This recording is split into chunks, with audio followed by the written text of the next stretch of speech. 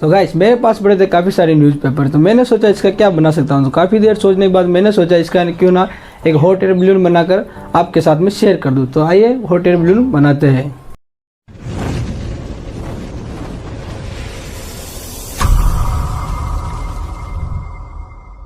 Hot air balloon बनाने के लिए अपन को सिंपल सा ऐसा न्यूज़पेपर ले लेना है, जो आपके पास कोई सा भी हो तो चलेगा, और वो होना चाहिए कुछ इस स्क्वायर में ऐसा।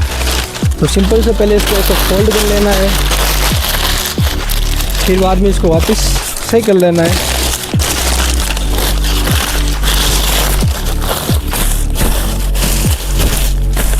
फिर अपन को इसके चारों कोनों को एक दूसरे के साथ में जॉइंट कर लेना है। जॉइंट करते समय याद रखना चाहिए कि फटना नहीं चाहिए।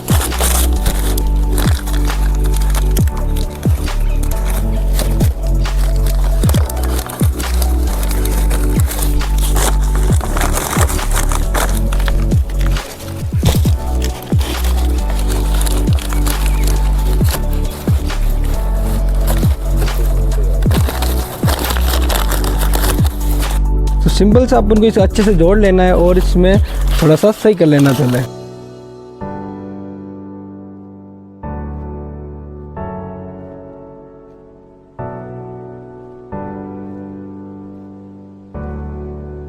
तो हमारा हॉट एयर बलून बनके तैयार हो चुका है।